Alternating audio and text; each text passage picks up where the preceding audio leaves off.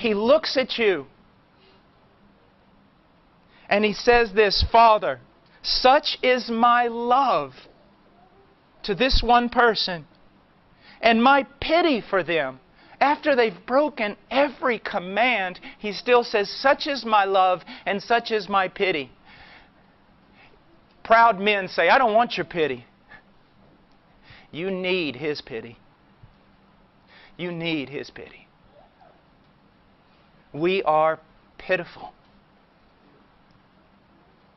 He says, such is my love to and pity for them, that rather than they shall perish eternally, I will be responsible for them as their guarantee. Bring in all thy bills, Father, that I may see what they owe thee. Now, sometimes a young man will get married, and after he gets married, he'll start getting a little shaky on his commitment. He said, I had no idea marriage was this tough. I don't know if this is really what I'm made to do. You see, he was boasting about how much he would love this girl. He had no idea the commitment he was going to have to make. But that is not true with Christ. Here he says to the Father, Father, bring in everything they owe thee. Let me see it. Imagine this. He sees everything that you owe justice. He doesn't go to that cross blindly. He doesn't get on the cross and say, no, Father, I don't want to do this. I didn't know it would cost so much. He knew from eternity how much it would cost Him, and yet He still did it. But listen to this. Bring in all thy bills that I may see what they owe thee. Lord, bring them all in. Now listen, believers, if this doesn't make you so happy you weep or cry out for joy, you're not understanding what I'm saying. He says, bring in all the bills.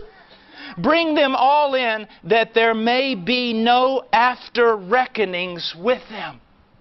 Do you see what He's saying?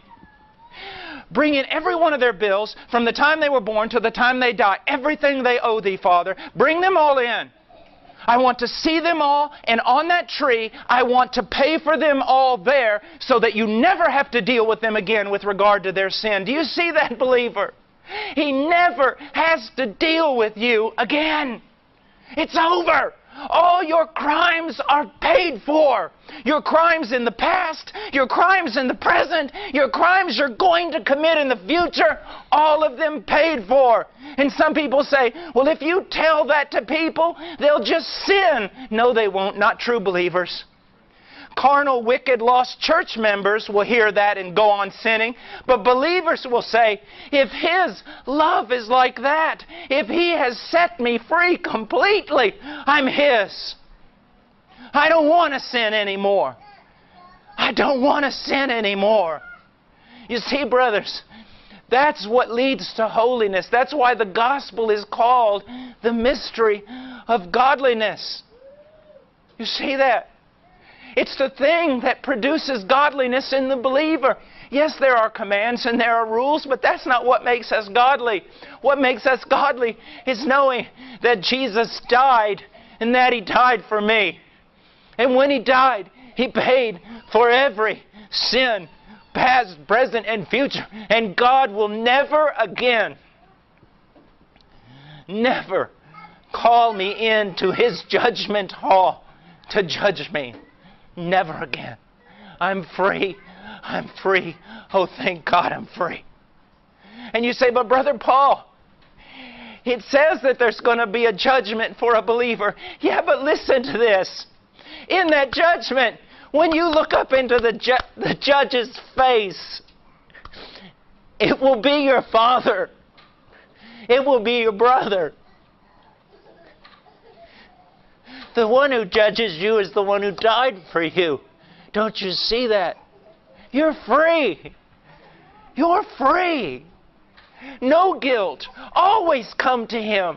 Always go back to Him. Always run to Him. You're free. You finally walked through a door that no one in this world knows anything about. It's unconditional love. You're just loved, and it can't be changed now. Because of that perfect work of Christ on that tree, on your behalf. Christ so loved you, so loved His bride, that He who was ruler of all things, the heir of the universe and beyond, He became a servant because of His love for His bride, because of His love for you as individuals.